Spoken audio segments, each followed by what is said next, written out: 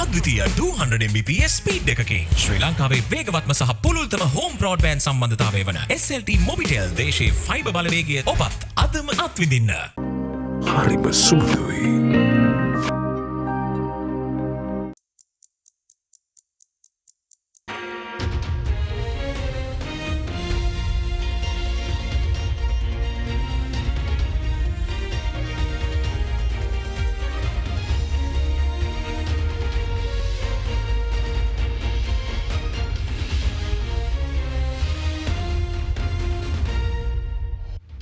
Tonight on First at 9, this Thursday the 20th of April 2023.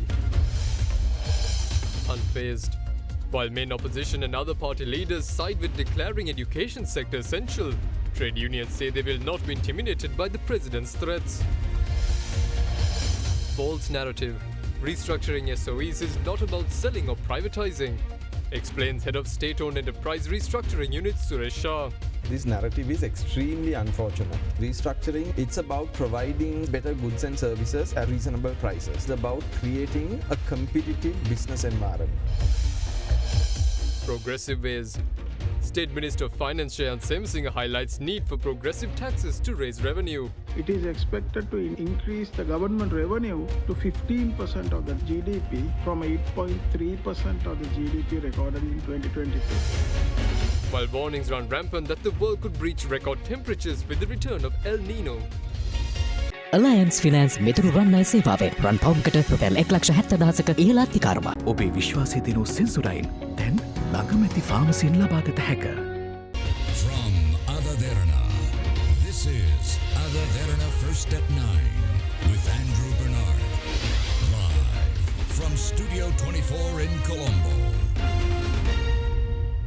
A very good evening and welcome to AdaDerana 24's English News. In your top story for tonight, State Minister of Finance Jayant Semsingha says a progressive tax policy as implemented by the government is essential to address issues such as fiscal imbalances in the economy. Addressing the United Nations Development Programme's high-level discussion on tax for Sustainable Development Goals initiative titled SDGs and Taxation, Lessons Learned and Best Practices from the Ground, Semsingha said that the government plans to raise the tax revenue up to 15% of GDP from 8% at present. Semsingha also said that the government is taking measures to ensure public financial management is transparent and accountable, supported by a new public finance management law. Fiscal imbalances that existed over a considerable period of time contributed greatly to the severe economic conditions currently prevalent in the country. Low government revenue and high recurrent expenditure have led to consistent budget deficits over several decades. This has resulted in raising public debt, which has reached unsustainable levels. In addition, untimely tax reductions in late 2019 further contributed to the loss of revenues. While duly recognizing past mistakes and lessons learned, Sri Lanka is now committed to an ambitious structural reform agenda backed by the IMF program. Revenue-based fiscal consolidation is one of the key features of the reform program. Accordingly, we have implemented revenue enhancement measures since June 2022 to enhance the fiscal space. This includes making the tax system more progressive by widening tax bases and removing sector-specific exemptions and concessionary rates. Particularly, the personal income tax structure has been revamped by reducing the tax-free thresholds and by increasing the marginal tax rates. With the implementation of these revenue enhancement measures, it is expected to increase the government revenue to 15% of the GDP from 8.3% of the GDP recorded in 2022. The revenue-based reforms would contribute to reducing the after-tax income inequality, ensuring that high-income earners contribute more to the tax revenue. A progressive taxation system that is fair and equitable is essential to ensure that the burden of financing the SDGs does not fall disproportionately on the poor and the vulnerables.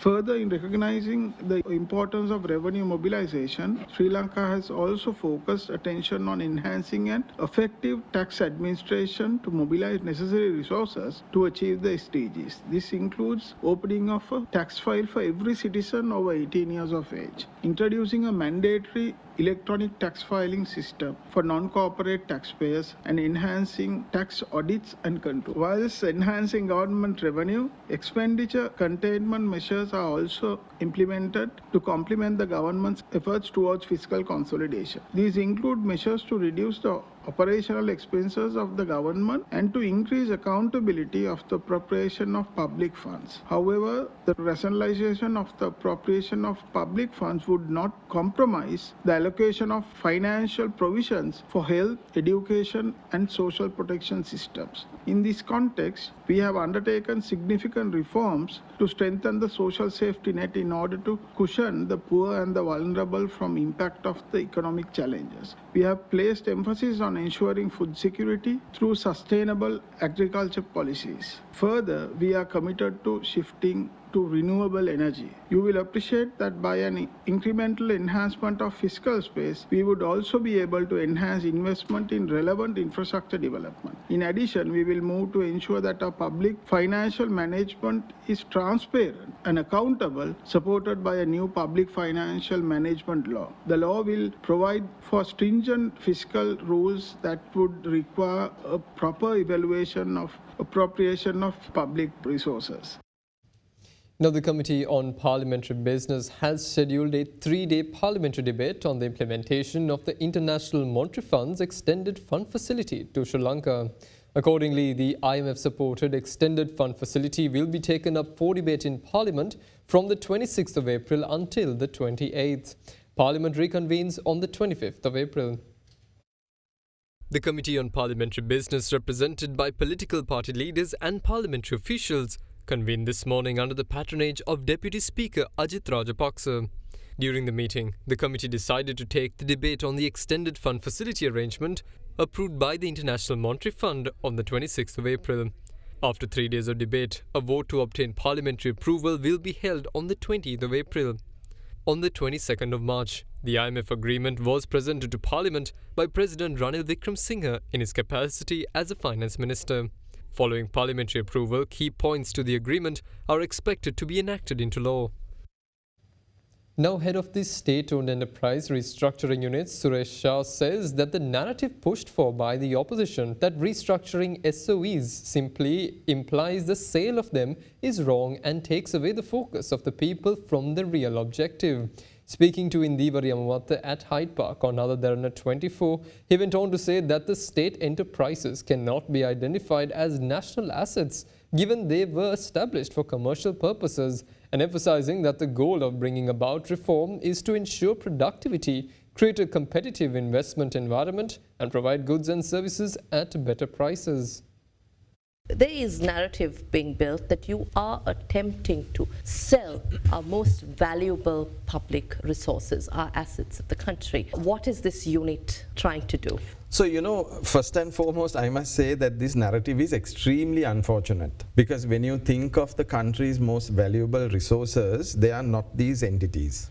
To me, as a citizen, I would think that the most valuable resources we have as a country is our youth population, our health sector, our education sector, our geographical location, proximity to India and the rest of Asia, kind of a gateway to Asia in a sense, the ocean that surrounds our country, the environment which allows us to generate a lot of renewable energy, the irrigation system of our country. These are the genuine assets that we have as a nation, which we should be leveraging to transform Sri Lanka. These small entities, at the end of the day, are small entities compared to all these other things that I spoke about. You can't call these the national resources of Sri Lanka. These are commercial entities, right? And when you think of all these other things that I told you about, these are extremely small. We are creating this narrative as a result, which completely takes away the focus from what we should be doing. Are you trying to sell these small assets? When we talk about state-owned enterprise restructuring, unfortunately, everyone focuses on this aspect of sale. But when you think in very broad terms, SOE restructuring is about three very fundamental things. First and foremost, it's about providing citizens of this country with better goods and services at reasonable prices. That's the very first thing about about SOE restructuring. Secondly, SOE restructuring is about creating a competitive business environment, because that's what attracts investment, and investment is what creates jobs, and jobs is what people get to be able to manage their daily life. And thirdly, and very importantly also, SOE restructuring is all about focusing government's resources on fundamental priorities. So I would think, government has only a limited amount of cash. Where do you spend your resources for, so that it gives the best outcome to the citizens? How would you ensure that these policies don't change with change of government? This is a problem we have seen throughout. This is one of the very fundamental challenges that we have. I think that's also a responsibility of all of us as citizens. We need consistency in anything. I think we need to apply pressure on our politicians, whether it's us as individuals, whether it's institutions like the Ceylon Chamber,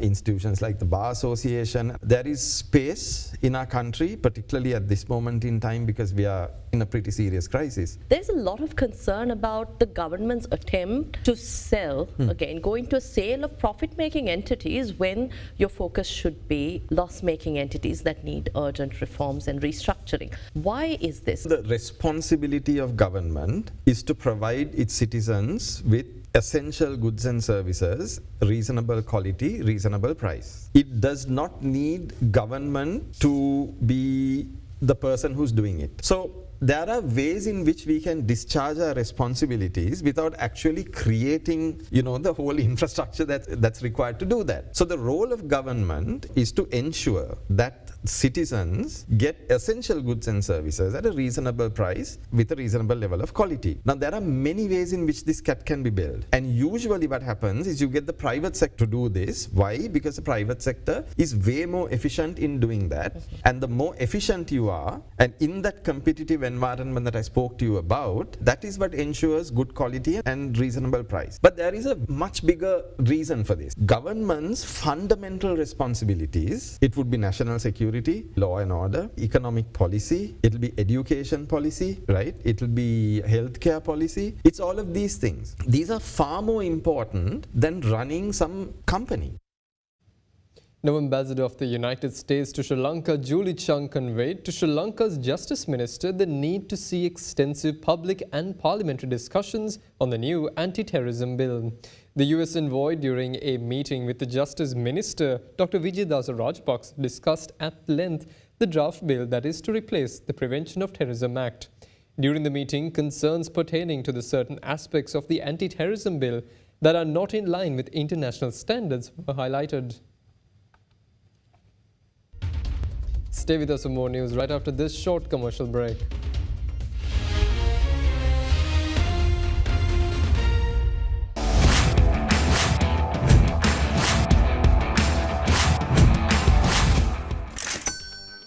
ගොඩමඩ පෙරලි කරන බලපුළුවන් කාරයා මහින්ද්‍රා යුවෝ ටීමෝ වෙතින්. වැඩම ගොඩයි ගොඩම තමයි ස්වරාජ් tractor ටීමෝ වෙතින්. මේ අලුත් අවුරුද්දේ හිත පිරෙන ගනුදෙනුවකට හොඳම තැන හිත ගිය තැන බැංකුව HNB. දේශීය නගා සිටුවීම සහ සමිබල ගැන්වීම අපගේ පරමාර්ථයයි. පාසල් පිරියත සුරකිමු වැඩසටහන යටතේ පාසල් 3300ක් ප්‍රතිසංස්කරණය කිරීම. රුපියල් මිලියන 250ක් වටිනා සුබපැතුම් ශිෂ්‍යත්ව 2150ක්. අපේක්ෂා රෝහලට කරන ලද පරිත්‍යාග. 2022 ලෝක ළමා දිනය වෙනුවෙන් දෙමාපියන් දහසකට ජීවිත රක්ෂණ. ශ්‍රී ලංකා ඉන්ෂුරන්ස්. පියකුමෙන් මවකමෙන්.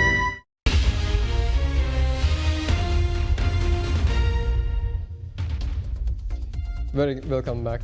You're taking us to the business news right now. Now, the central bank has launched an internal probe and filed a police complaint, paving way for investigations in the shortage of 5 million rupees from its vault. In a statement issued today, the CBSL said a shortage of a cash bundle of 5 million rupees was noted during currency operations on the 1st of April and a vault from the bank. CBSL said, and the internal probe had begun into the matter immediately, and police investigations have also commenced after a complaint lodged with the Fort Police Station. The statement went on to say that the central bank is taking necessary measures to thoroughly investigate the incident and strengthen internal controls and processes.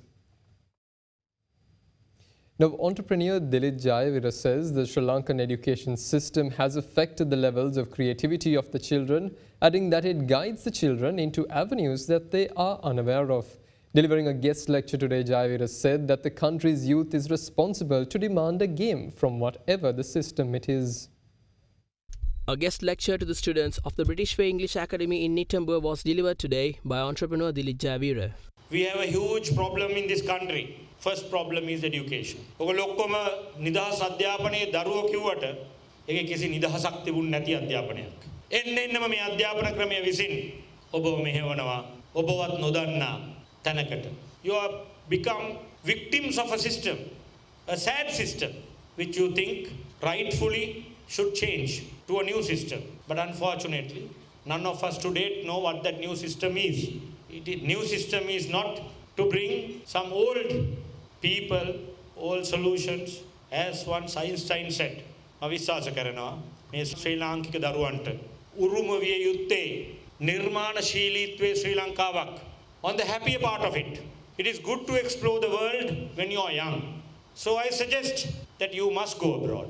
Then you will experience how beautiful the Sri Lanka is, how happy we can be even though we have issues of cost of living or issues of quality of life. We can still be happy. තාරුණ්‍ය වක්කීම ගේමක් කිල්ලීම ඕන system එකකින් ඕන තැනකින් ඒක තමයි නිර්මාණශීලීත්වය.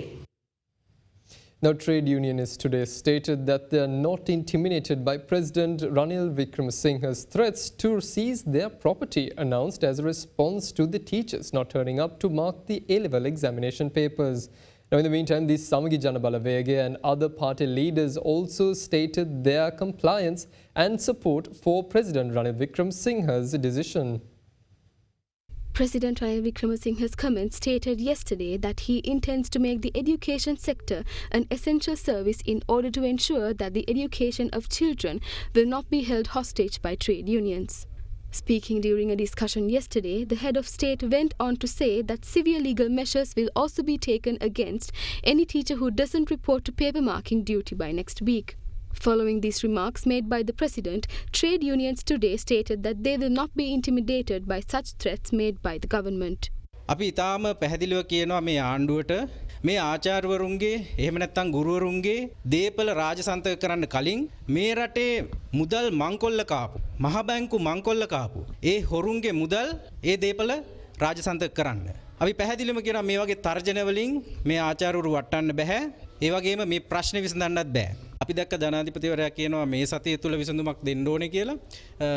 අපි කියනවා ඊටාම හොඳයි. මේ සතිය තුල අපිත් කැමති සාකච්ඡා කරලා යම් කිසි විසඳුමකට ඇවිල්ලා මේ ප්‍රශ්නේ ඉවර කරගන්න.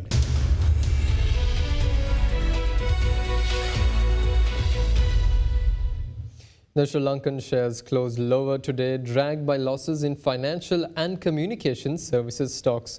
The CSE All-Share Price Index fell 0.13% to 9,279.19, marking a fourth straight session of losses. Sri Lanka Telecom and LOLC Finance were the top declines on the CSE All-Share Price Index, down 2.4% and 1.7% respectively. Trading volume for the CSE ASPI rose to 49.9 million shares from 38 million in the previous session. In the meantime, the market turnover rose to 933.5 million rupees or $2.94 million from 632.7 million rupees in the previous session. Now, capital goods sector was the top contributor to the market turnover, while material sector was the second highest contributor. Foreign investors were net buyers in the equity market, purchasing stocks worth 247.1 million rupees, while domestic investors were net sellers, offloading stocks worth 830 million rupees. Now let's take a look at how Sri Lanka's rupee traded against other major currencies in the world.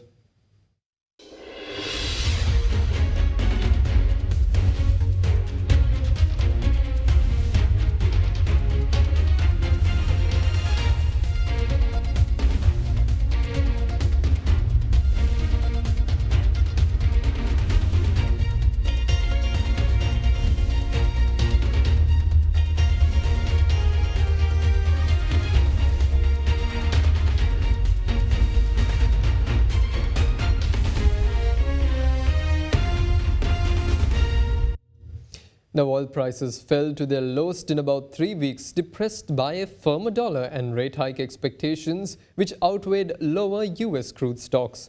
Meanwhile, the US dollar index was up by around 0.3% so far this week, on course for its strongest week since late February. Brent crude futures were down by $1.13 to trade at $81.99 a barrel. West Texas Intermediate crude futures dropped $1.04 to end at $78.12 a barrel. Both benchmarks, following a 2% fall yesterday, are at their lowest since late March, just before a surprise OPEC Plus production cut announcement, although not all gains from that move have been wiped out yet. Equities markets, which often move in tandem with oil prices, pulled away from multi-week highs. Meanwhile, the US dollar index has moved up around 0.3% this week so far, on course for its strongest week since late February. US crude stockpiles fell by 4.6 million barrels as refinery runs and exports rose, while gasoline inventories jumped unexpectedly on disappointing demand, according to the US Energy Information Administration. The crude stockpile decline was far steeper than analysts and the American Petroleum Institute's estimates. Now, climate scientists warn the world could breach a new average temperature record in 2023 or 2024, fueled by climate change and the anticipated return of the El Nino weather phenomenon. Climate models suggest that after 3 years of the El Nino weather pattern in the Pacific Ocean, which generally lowers global temperatures slightly, the world will experience a return to El Nino, the warmer counterpart, later this year. During the El Nino, winds blowing west along the equator slow down and warm water is pushed east, creating warmer surfaces on ocean temperatures. The world's hottest year on record so far was 2016, coinciding with a strong El Nino, although climate change has fueled extreme temperatures even in years without the phenomenon. The last 8 years were the world's 8 hottest on record, reflecting the longer-term warming trend driven by greenhouse gas emissions.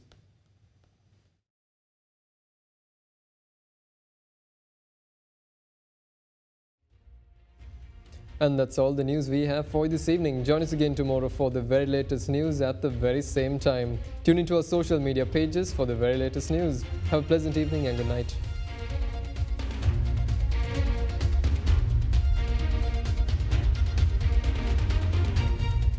For news and information you can trust 24 hours a day, visit AdaDerana.lk.